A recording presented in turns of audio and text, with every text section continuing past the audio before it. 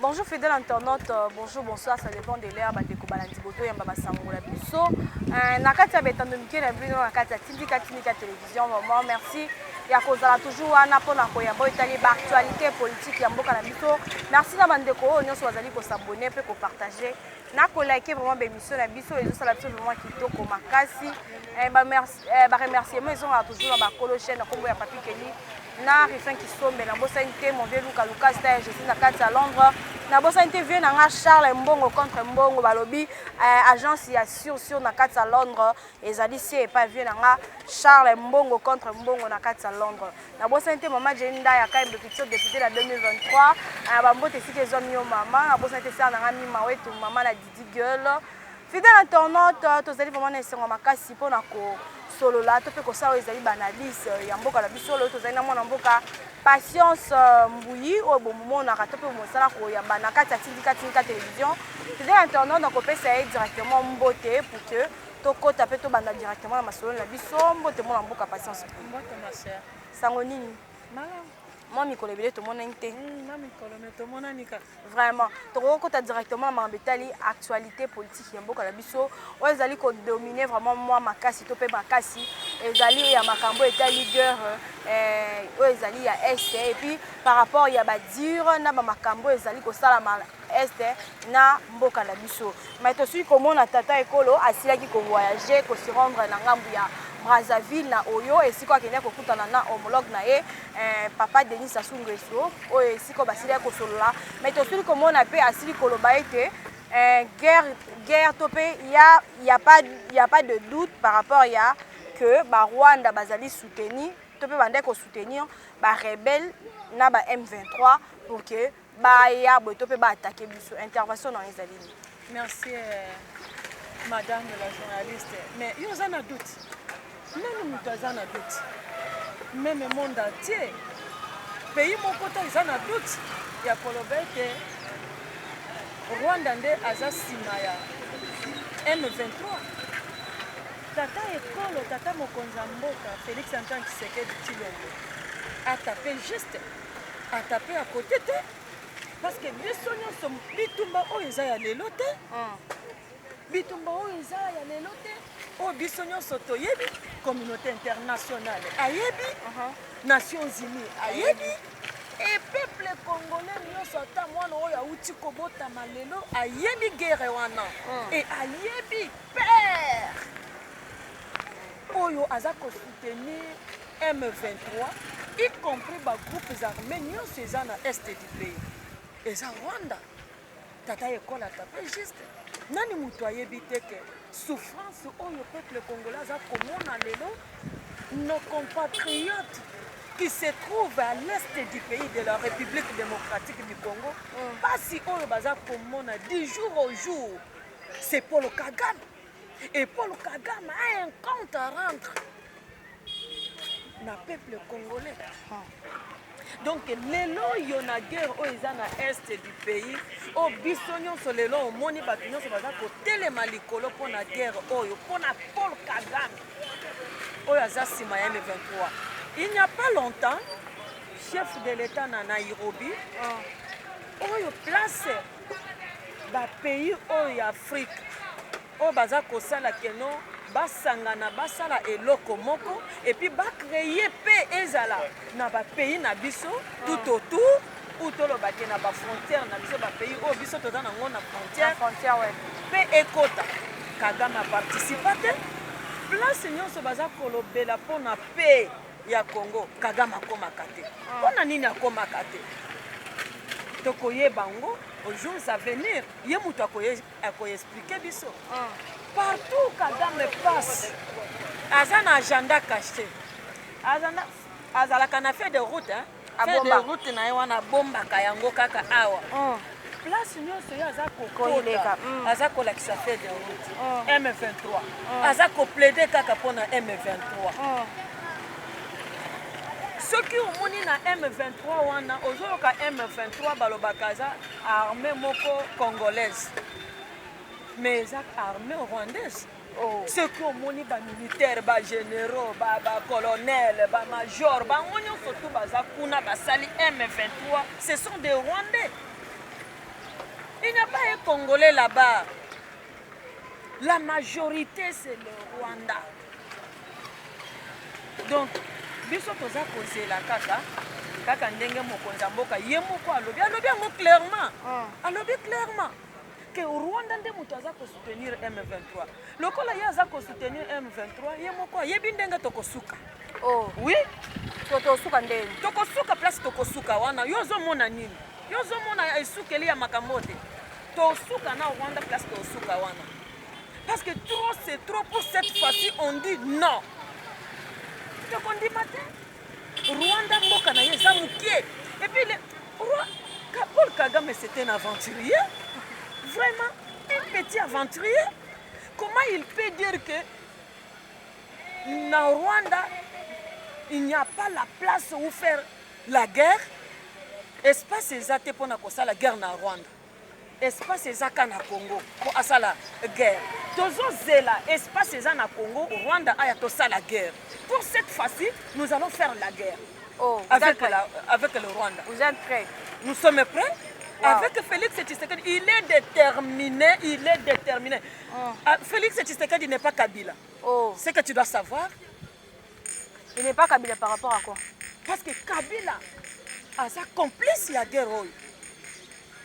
Kabila aza Rwanda, Kabila aza Kagame. Kagame et Kabila baza mutu moko. Ba égal.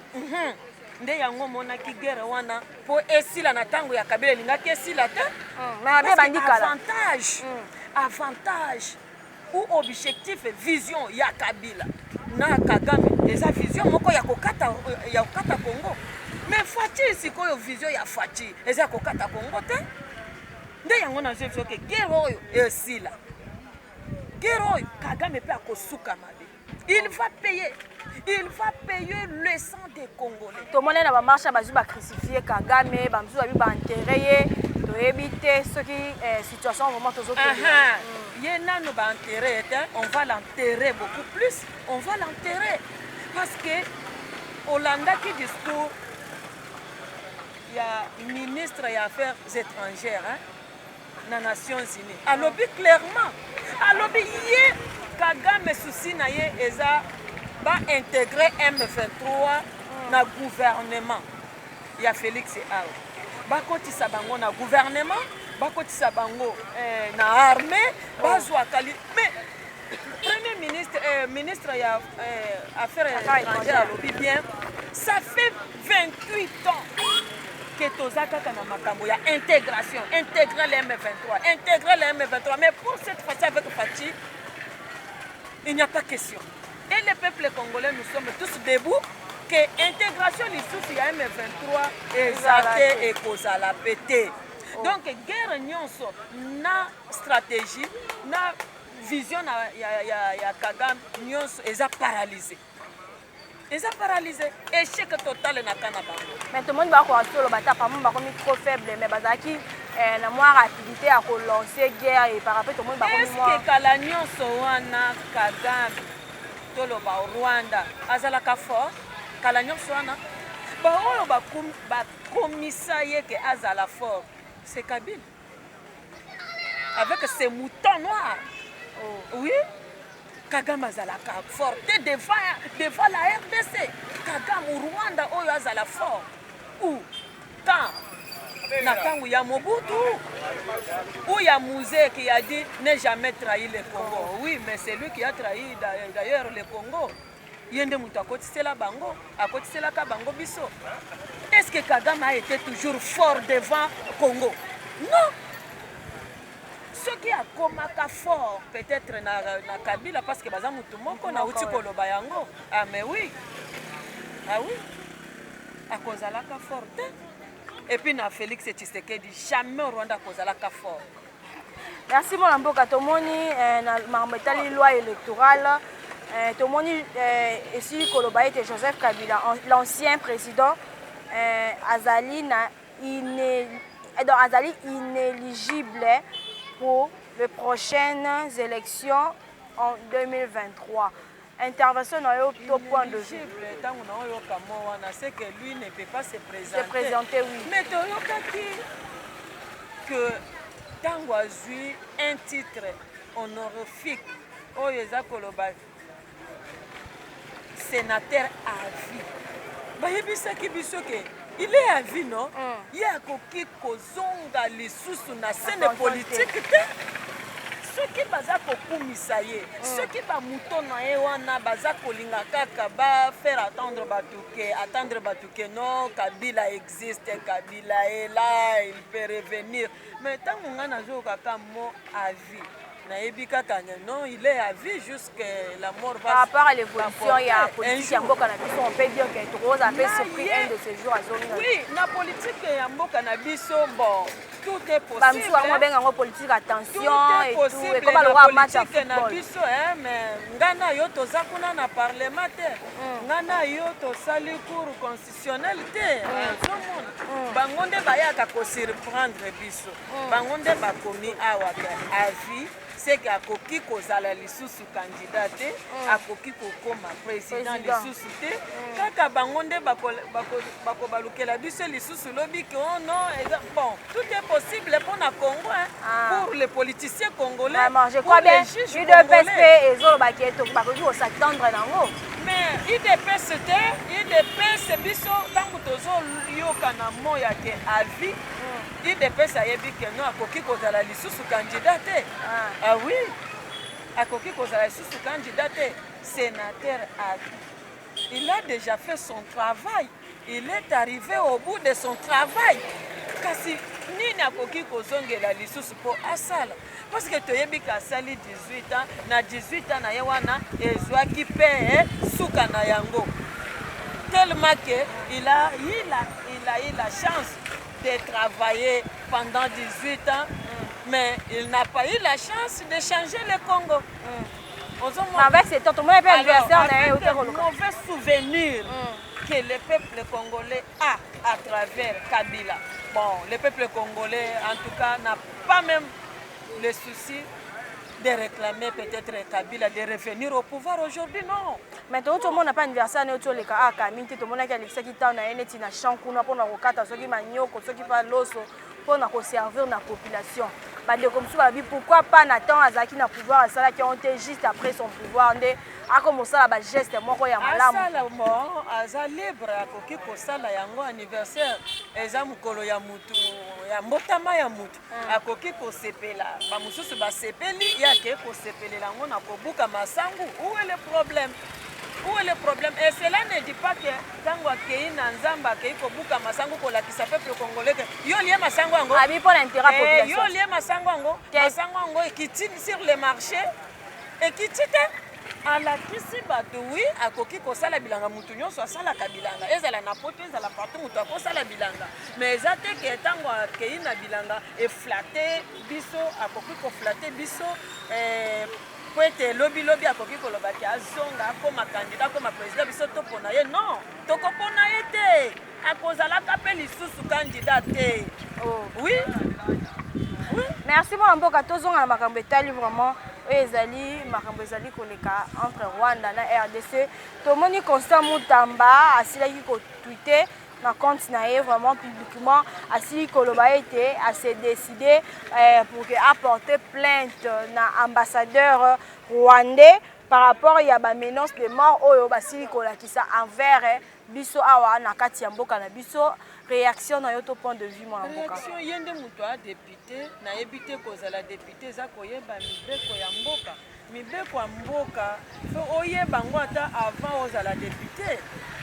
Pas tellement l'un des 4 matins, par quelle grâce, je ne sais pas, au commis député, au commis pour engager n'importe quoi au Parlement, non. Et le quoi outil Kolobanga, personnellement, n'a évité. Est-ce que Banyamulenge, Bazaba Congolais d'origine ou Banyamulenge baza ba congolais par nationalité. Te wana eza un député na kati ya Assemblée nationale. Mais yango na lobit. Yende mutu alobi ke baza ba congolais originel. Te wana Constant Mutamba te. Constant Mutamba mutu alobi. Aza député te. Te wana Constant Mutamba alobi qui a porté juste plainte. L'ambassadeur rwandais. Ok. Mais il est libre, c'est un citoyen congolais. Par rapport à Makambu Oye à Moni, s'il trouve qu'il est dans la raison et puis c'est vraiment faisable, il y a qu'à porter plainte à l'ambassadeur Karega. Il peut le faire, il est libre. Il peut le faire. Ce qui a Monique vraiment tellement que lui-même a vu que le mal est profond. Bah Rwandais, bah Sali, bah Congolais mal et le qui est belé. Alors pour lui, il peut porter un Karega qui est Rwandais plainte. Il peut le faire. Il peut le faire. Par que Zali bah juger bango. Il peut le faire. Moi je l'encourage. Je l'encourage. Même moi aussi, je peux me réveiller le 4 matin et porter tata me plainte. Oui. Na oya a tozane les sénateurs a vu ba plainte belé to bakisela jusqu'à ce moment. To mona suite to koloba nde pa kanga mende to mona réaction. Ekoya, le moment viendra. Ma sœur, le mal Kabila fait beaucoup de mal. Tu y étais là, tu y es là. Tu es présente. Qui n'a pas vu? Biso nyonso tomoni tomona pe tomoni et passé na misu na biso. Kabila a beaucoup de dossiers judiciaires et un jour le peuple congolais sera vraiment na kati ya esengo soki bamoni Kabila devant la barre et ça la biso bien nde sika tokende chebe ya lelo yoyo yo moko yokaki mais le monsieur n'est pas condamné. Tu sais, c'est lui qui a dit j'assume. C'est lui qui a donné l'ordre. Baboma, Chebeya, c'est bien Kabila. Bah condamné. On a dit bah condamné. Si c'était du mensonge. Est-ce que Zalaki mensonge? Ceux qui a causé là qu'il fallait pas condamner parce que bah monsieur va condamner bango. Alors, Kabila wana kokangama. On ne peut pas laisser passer tout le mal qu'il a fait au Congo. Non, au peuple congolais. Et aujourd'hui, à l'est du pays, subir. C'est lui, le porte-malheur au Congolais, c'est lui. Il va subir.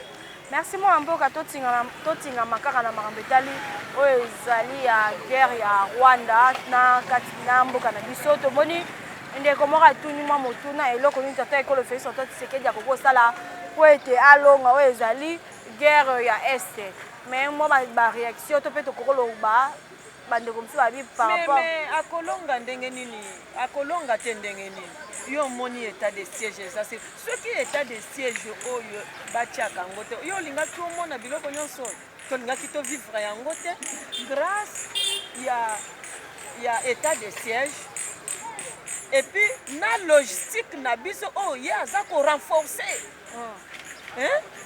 awa yo moko ozoyoka ba intervention ebele ya bandeko na biso ba porte parole ya armée baza ko insister balobi que maintenant nous sommes déterminés. Ils ont même lancé un message très fort na front au bis bango bazo se retrouver balobi kozonga simate nous sommes déterminés. Baza déterminés parce que baza sikoyo doté na babibundeli nyonso nde oyo elakisi ke tozolonga bitumba bastratégie toza kozwa bapongi mokonzi ya mboka aza kolala te bamoyen oyo nyonso ye aza komettre en mais bavoyage eza ya pamba te avoyage pamba aza kovoyage mpona plaisir te chef de l'état Félix Antoine Tshisekedi yo kolobela ye mpona bavoyage te akovoyage mpona plaisir te aza kovoyage bavoyage moko objectif bavoyage eza na intérêt ya mboka lobi soki oza komona bato bakoloba biloko wana baza bainsensé bamosusu baza komisala lokola baopposa na opposition malonge eza te opposition oyo ekoki koloba makambo na busolo ou bien bakoki ko faire avancer les choses dans le pays opposition wana eza te mais chef de l'état aza kotambola mpona biloko nyonso wana question uti kopose ngai ke est-ce que tokolonga bitumba oyo mais ngai nauti korépondre mpe nazorépondre oke tozolonga bitumba oyo parce que tous les moyens batie yango ange ozomona bamoyen nyonso oyo bibundeli oyo oyo armée na biso azalaka nango te na bagouvernement nyonso na régime ya oyo uti criminel outi kositelenga awa militaire na biso baarmée na biso ezalaka na bibundeli te bino moko boyebi bazalaka na stratégie te bazalaka na munition te en général toloba bongo mais lelo oyo Félix Tshisekedi a décidé commettre nyonso wana en place mais sikoyo ya kopose nga question ke tokolonga te tozolonga bitumbu. Merci mon mboka tomonaki bandeko na biso misusu na ngambo ya bakigali wana tomonaki baétudiant misusu congolais bamisusu babomaki bango etu tomoni mpe bandeko misusu bazalaki vraiment révolté mpona kokatisa na ngambo ya Rwanda mpona koki kosala oyo to mpe kobunda mpona kotombola toujours ezali bendele ya ekolo na biso intervention na autre point de vue non parce que tomoni mpe bayimboka to mpe bapeuple congo bazali vraiment motivé et puis bazali wana mpona kotelema mpe mpona kokende mpona kobundela mboka. Je ne contredis pas ce que tu viens de dire pour les deux étudiants namoni yango na réseaux sociaux mais nayoki yango na voix officielle te omoni mpona lobake non babomaki bango biso non nayokaki yango na voix officielle te namoni yango na réseaux sociaux mais ce que tu viens encore de dire que omoni bapeuple congolais na este eza seulement na este du pays te oyo base révolté te oyo bakei na frontière ke bakota Rwanda makolo bakende osala guerre eza ka na este te basali yango toute l'étendue du pays même badiaspora basali yango c'est pour te dire que nous sommes prêts nous sommes déterminés nous sommes préparés pour faire la guerre avec le Rwanda on comprendre hein? Alors biso nde toza kozela mot d'ordre tozela Kagame soki amatisi mapeka na ye oyo amesana komatisa na ntango ya criminel na bango wana awa biso tozokitisa ye ozomona alors toza déterminé pour cette fois-ci tokozonga nsima te nde yango moni balobi ata négociation yango biso toza kosepela nango mais bandeko mosusu babi tata ekolo fei mpe alanse kamba mofaka aloba kamba moyo mpe batoka meleki mingi kosala bongo te babi ali komela mingi makambo etu Kagame alors que kuna azolanse azali toujours koloba Félix Tshisekedi c'est un grand politicien hein? Il ne peut pas faire ce programme ou manifester sa décision parce que yo lobi te parce que bamususu nyonso bakoloba ke ye alingi komela baza bapeti politicien baza lokola ye te bandenge moko te vision na bango eza ya Félix Tshisekedi te mais ye moko moto alobi awa akendaki Rwanda Angola aller retour akenda osala nini alobi nini alobi soit la guerre totale soit la paix totale moto oyo azoloba ke ye azomela makambo mingi estce ye akoloba bongo ntango alobi bongo atikala koloba bongo te parce que il cherchait la paix. Il cherchait la paix au Rwanda, il cherchait la paix en République démocratique du Congo. C'est pourquoi Abandaki Kolobangote. Tout ce temps, il cherchait la paix pour les deux pays. Mais l'autre pays, tellement qu'il est hypocrite, il a lancé un mot, tant qu'on dit clairement, soit la guerre totale, soit la paix totale. Il a déjà tout dit. C'est un politicien, il a déjà tout dit. Merci vraiment, mon amboka toujours comme vraiment la souka émission la biso.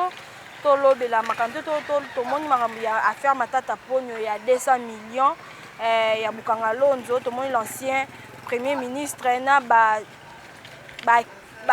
to bazali ko accompagner ye bazali invité na ko comparaître le 13 juin devant la cour de cassation to ko to zo moi intervention parce que moi mi tout ezali ko tunama to pe tozali ko luka koyeba soka azali toujours awa na kati ya Kinshasa to azali mboka bapaya to ko sukisa vraiment na moi motuna wana pour que to kabona na yo mais nga na yoka kiki matata ponyo azana États-Unis na pe na yoka kika ke babengi invitation eza lancée akende ko répondre na cour de cassation le 13 mais matata mponyo en même temps nayoki ke ntango matata mponyo azalaki awa mpona nini balansaki cette invitation wana te matata mponyo akei obalanse mais soki azongi te omoni justice na biso mpe eza ndenge mosusu omoni chef de l'état alobaki ntango azalaki na Goma alobi nakokomunikata eloko moko te na justice obosala boye nakokomunikata mais je vais observer tout ce qu'ils vont faire justice na biso ntango matata mponyo azalaki awa mpona nini balansaki invitation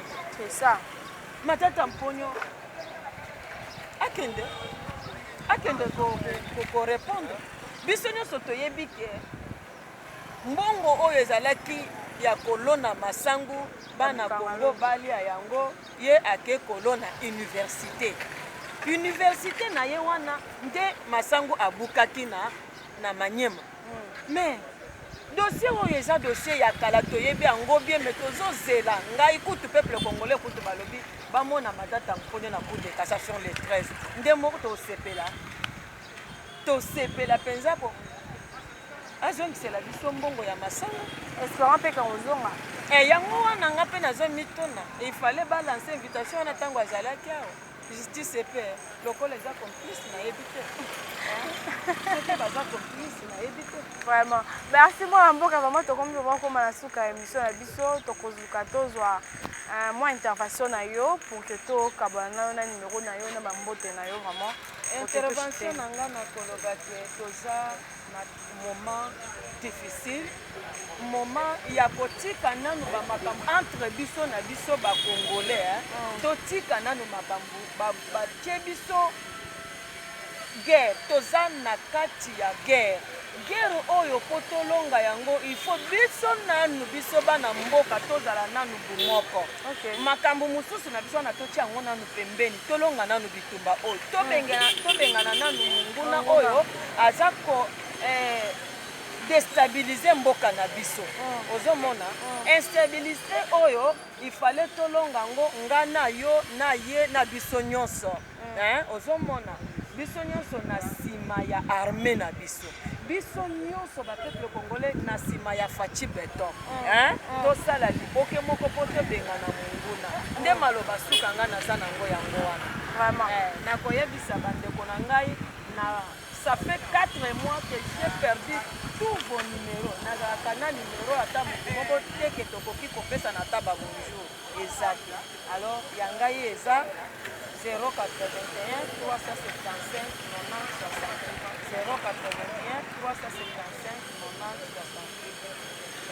Merci vraiment bandeko balandi ko vraiment na suka ya basango la biso to pe ya analyse la biso. Merci bandeko nyonso bozwaki libaku to pe to ya koyema basango na biso. Merci na ko partager pe na ko like vraiment émission na biso ya mukula lelo. Merci na biyumbui o azalaki vraiment na sima caméra na bosanité na réalisation Mike Bezali azami wana de la côté Rabi pas azami wana. Quant à moi, vraiment, vous continuez à s'abonner, à partager, à liker vraiment ma émission. Et que ça, la personne qui te remarque, si tout le monde est vraiment dans Nicolas Zali Koya, bye bye.